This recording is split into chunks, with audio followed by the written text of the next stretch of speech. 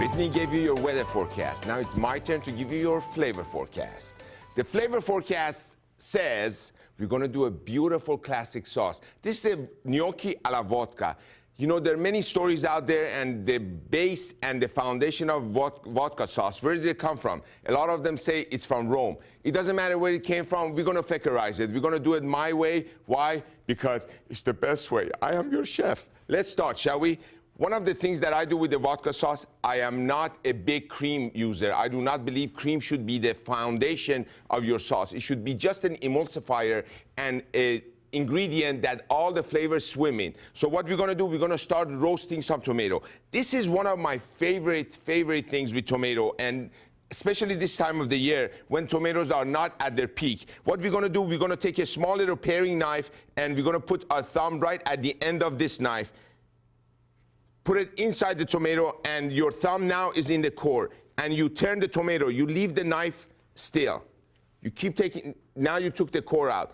Then what you're going to do is, let me do just this one too, so we have 3 of them for the sauce.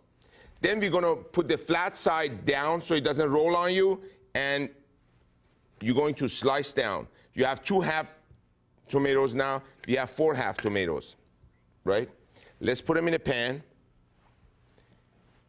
Cut side down. Why? Because I want to show you what we're going to do with this skin. This skin, if I am going to season it, everything is going to fall off. It has nothing to hold it to. So we're going to use a little bit of extra virgin olive oil just to drizzle over it. Not because we need the oil necessarily, because we want to create a wet surface so all the ingredients stick to it. The ingredients that I'm referring to are some fresh cracked pepper.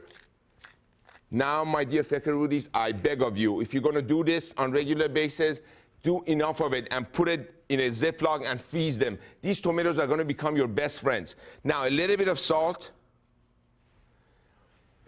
Next, we have 2 approaches to these tomatoes. One is if you're going to roast them quickly. Another one is if you're going to dry them, or we call them oven dry them. If you're going to oven dry, we want the cut side up so the liquid has somewhere to escape to. And the liquid is going to turn to steam. The steam is going to go out of the tomato, and the sugars are going to evaporate. I mean, it's going to intensify.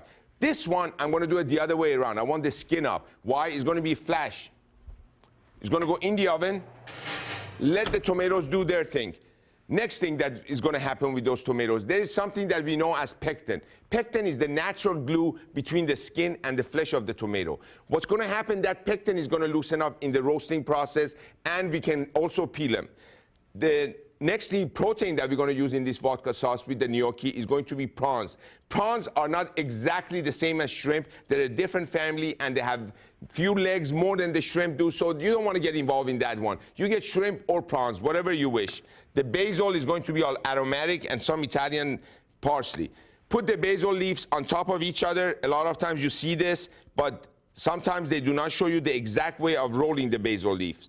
You put them like this. You do not roll them with the vein, you roll them against the vein. So just roll them like this, and the reason you do that is because with every slice, you're going to cut that vein that's in the middle, and it's not going to be, you're not going to be fighting it when you take a nice bite off of it.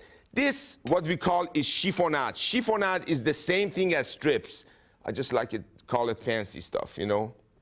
One more thing, we're going to roast some garlic as well. We're going to put the garlic down the flat of the knife and take your anger out. Crush. One more here. Crush. One more here. Crush. We're going to toast this. How are we going to do that? We're going to put this in a pan. We're going to do exactly the same thing as the tomatoes. Go in here. Drizzle of olive oil. A little bit of salt.